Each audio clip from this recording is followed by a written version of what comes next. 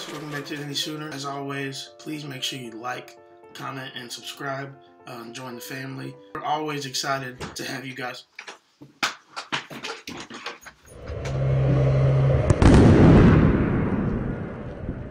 Hey, welcome back to the Indy Sooner. It's your boy JP. Man, it's been a while since we've actually done some legit content on the channel. I'm excited for what we're going to do today. As you guys know, the past 6, 7, 8 months, we've been doing kind of mainly the JP and Trav show on this channel. I'll sprinkle in a couple of videos reacting to some news or whatnot. But other than that, we've really just kind of dedicated the channel to the JP and Trav show, which is fine, and it's had great success and will continue to have great success. But we want to kind of get back to our roots, and we're gonna kind of introduce something new today that we're gonna hope propels us into the next era of the Indy Sooner, and continue to get content your guys' way. So without further ado, I'm excited to bring some reaction videos to you guys. I've always loved watching reactors, and so looking at kind of the landscape, there's not really a Sooner guy who's out there reacting to videos, and I love giving commentary as it is, as most of you guys know, really follow me on Twitter or on YouTube, and at the end of the day, I looked at it and said, well, there's no lane for it. Let me create my own lane, and so that's kind of what we're gonna do. I think it's gonna be exciting to watch games back, some of them before when we get into the season. I'll react live to the game that happened just that last week, and we'll kind of go over it together. It's fun just to hear other people's experiences, right, with the game. Maybe something I saw from a game in 2016, you guys thought the same exact thing, and I'll be, saying, oh man, this is what I thought when this play was about to happen in 2016, which was 6 years ago. And it's crazy how things can bring people together like that. So I'm excited to bring these reaction videos to you guys.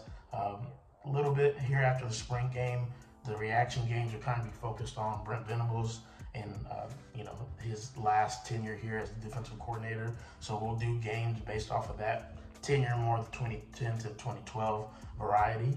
And after we do that, it's just gonna kind of be wait until the season gets here from there. Today, though, is special. For my first reaction video, I wanted to shout out Baker Mayfield, who I know we all love and adore, who's getting a statue put up in Heisman Park April 23rd for the spring game. Don't forget to pack the palace. Ravenna was asking y'all to be there. You better show up. I would show up, but I have a softball tournament I'm running.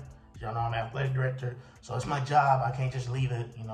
Obviously I want to adhere to the call that BV made, but I cannot just leave my job. I'll get fired, and this don't pay the bills. So, but the rest of y'all better make it down there. So, with that being said, we're going to be reacting to Baker Mayfield versus Ohio State in 2017. One of the best games he ever played in his career.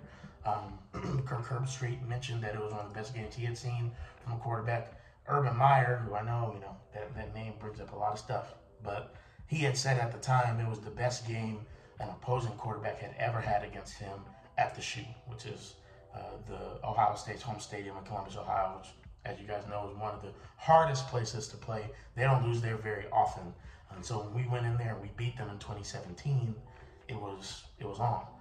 And just the way Baker performed, 27-35, 386 yards and 3 touchdowns against the number 3 team in the nation at the time at their place was something to behold. And so we know that Baker's looking for a place to go. We know the Cleveland Browns fans that we've been interacting with can be delusional, have been delusional. And so it's going to be kind of fun to look back and see, man, this is the talent that Baker has and did have. And there's a reason that he was touted as one of the best quarterbacks in that draft, and that he still has some of that left to give. So without further ado, we're going to go ahead and get into the video. Fake and a throw over the middle, and Flowers out of the backfield makes the catch, kind of retreated, and he'll be tackled. Oh my God. By Damon Webb. Love the call. You've got Lincoln Riley. He knows he's on the road. Tailback is the far right of the formation. Buckeyes get him out of the pocket, but an accurate throw and a first down catch by C.D. Lamb, the talented. Now, as we know, Lincoln likes to do those pop passes. Yes, we're going to talk about Lincoln Riley. because, at the end of the day, he was the coach. We can't gloss over it.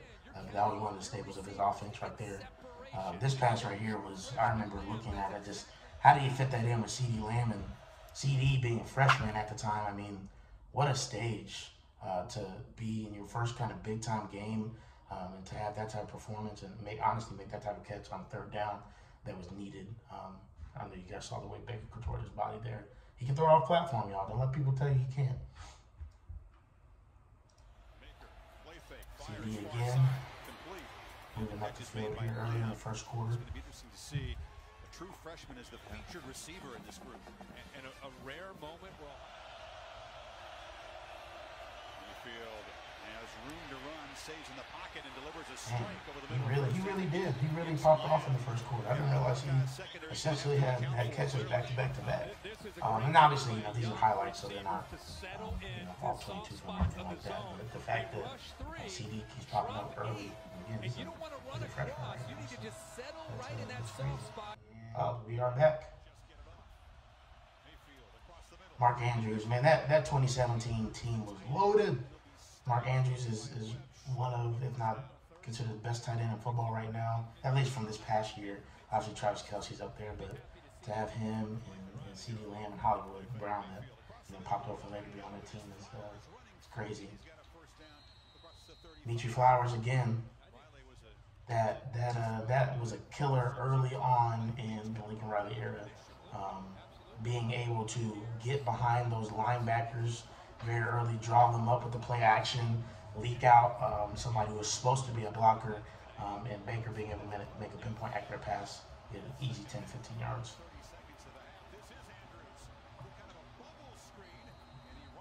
Now that's something that, I don't mind tunnel screens to tight ends, especially when it's Mark Andrews, but I know this year that was kind of an interesting play call. You think, I like the tunnel screen, but can we get somebody maybe a little bit more explosiveness? Maybe that's a preference, but speaking of explosiveness, Jeff Badet, who was the transfer from Kentucky that year, one of the faster guys we had on the team that season. And it's crazy to me, again, as I mentioned earlier, Hollywood Brown not really emerging until later in this year. He wasn't even really a part of this game, a factor at all, which is nuts to think about. Second and 10, here we go. Yep, there it is again. Man, Dimitri was killing them too early. And, I love Dimitri Flowers. I wonder why he didn't do any research into it, but you have to wonder why he didn't pan into the league or pan out in the league. What they felt like they saw that maybe they didn't feel like he was athletic enough. I don't know, but he sure produced. He produced for us, so, I'm hoping Jeremiah Hall catches on because he's built in that same mold. Out here. Look, people say Baker's slow. He's not athletic. I mean, he's about average. It's not like he's crazy slow. I don't know where that narrative comes from or anything like that. I mean, he was athletic enough in college. Again, the NFL is obviously better athletes, but it's not like he's molasses. He's not Peyton Manning. He's not Eli Manning out there. So it's just interesting that people use that. Oh my gosh! All right, this is my first pause. I got to talk about this for a second. Rodney Anderson. That's a man that should be one of the better running backs in the NFL currently. He had that type of ceiling.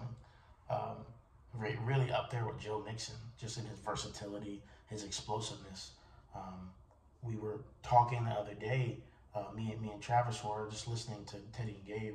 His little brother, who's a wide receiver at OU now, Nick Anderson. I mean, we're being told he's doing freakish things in the weight room already as a freshman, and he's got those genes.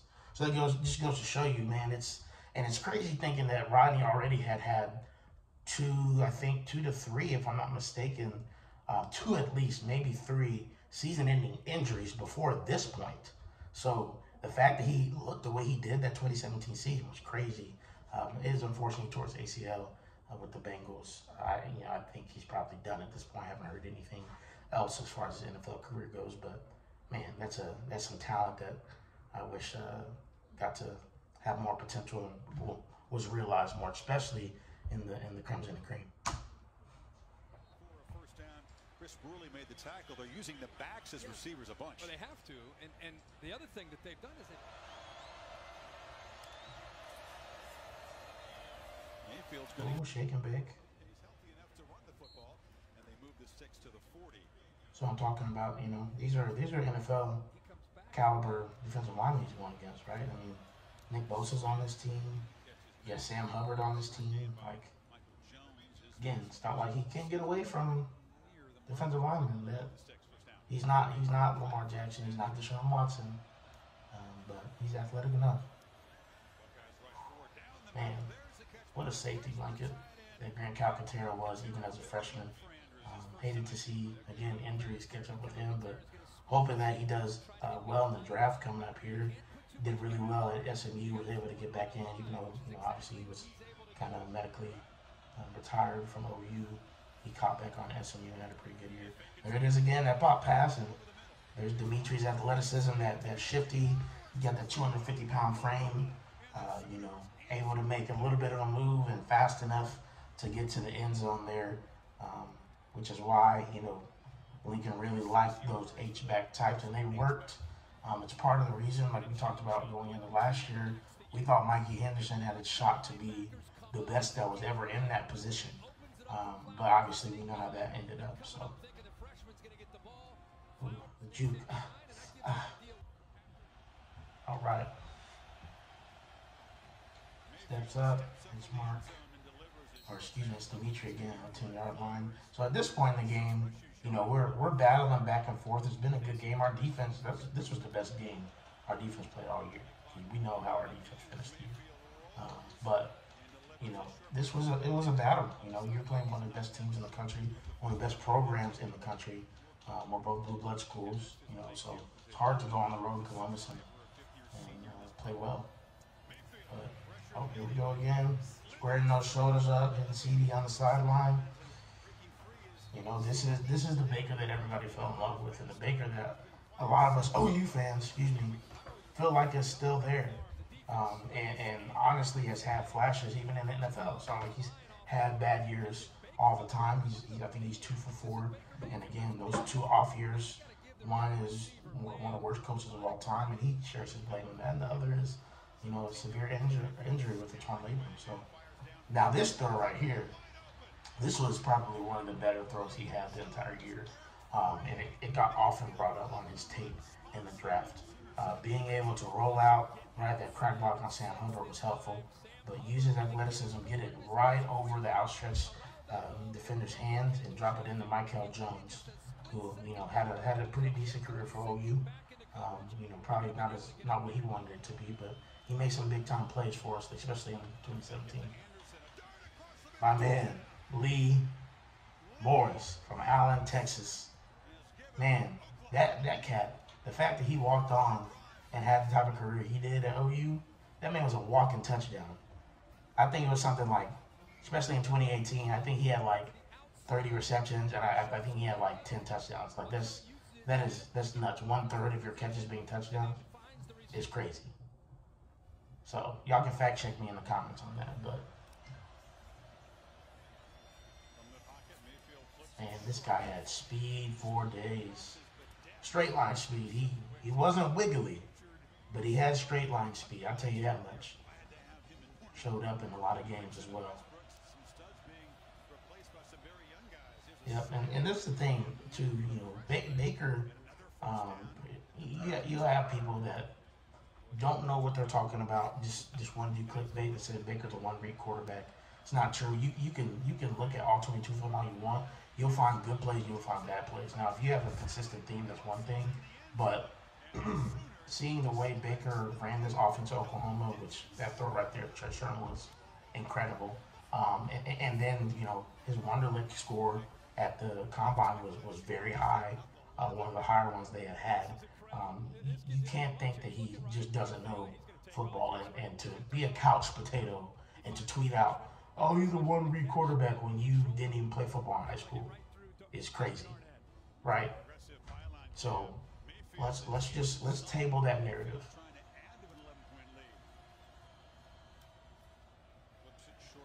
I wish Trey Sherman had stayed at OU. That's a conversation for another time.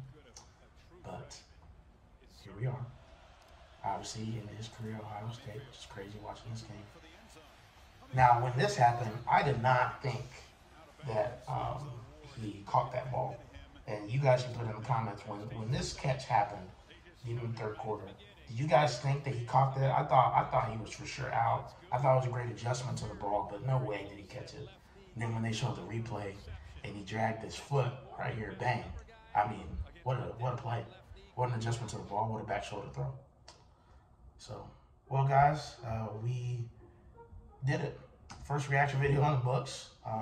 Again, Baker Mayfield had one of the better performances. Urban Meyer, who, you know, for all of his issues, had seen as far as being a coach of the Ohio State Buckeyes, one of the premier programs in America. And so just keep the hope out there. You know, all you Sooners fans, as I know most of you are fighting the good fight for him every day on Twitter. He'll go somewhere. You know, we talk about it often on the show, and you know, I talk about it on Twitter. At this point, it's less about people don't want him as much as it is about they know the Browns have to get rid of him. Now, you know, are people willing to stake their claim on him after a bad year and an injury-plagued season? Not as much. So, like, you could say, well, if people really want him, okay, kind of. But at the same time, basically what you're looking at is, even if we do want to take a shot on Baker Mayfield for 1 year, I'm not going to pay $18 million when I know you're about to let go of him. Why would I do that? I'm going to make you eat it. On top of that, people are upset with the Cleveland Browns and don't want to really do stuff with them anyway, because they guarantee $230 million, you know, to somebody who's in some legal trouble right now. And more than even the legal trouble piece, it's just that Deshaun, as good as he is, what has he done to deserve $230 million guaranteed? That's the highest paid contract in history. Patrick Mahomes hasn't. Rodgers hasn't. Josh Allen hasn't. Joe Burrow, right? That's probably going to be one of those next guys. It makes it difficult on the rest of the league, because now there's a precedent set. Man, Deshaun Watson got $230. You don't think Joe Burrow's going to walk into the front office of the Cincinnati Bengals and say, I took y'all to the Super Bowl last year. We had 4 wins last year. I showed up the next year, and we in the Super Bowl. Can I get some of that? Because he got $230 million guaranteed, and he ain't even sniffed the Super Bowl. He's just barely been to the divisional round. You let me know. So that's part of it too. It is what it is. We'll have to be patient. I think eventually he'll get moved. I hope they release him so he goes where he wants to go. But we'll see. Maybe something will happen around the draft. But anyways, like I said, guys, we appreciate you being here. Don't forget to like, comment, and subscribe. We'll have more and more things coming for you. I'll be announcing some merch here not too far down in the distant future. And one of my best friends, basically like a brother to me, he has a small business that he's operating called Factual Fits. And I'll, you know, probably start to wear some of those clothes in some of these videos. And actually, here we go right here. Factual Fits, okay? And I'm going to leave the link in the description box below. Basically, the whole concept is bringing up fun facts and putting them on clothing, right? Who doesn't like that? And there's a lot of dope clothing.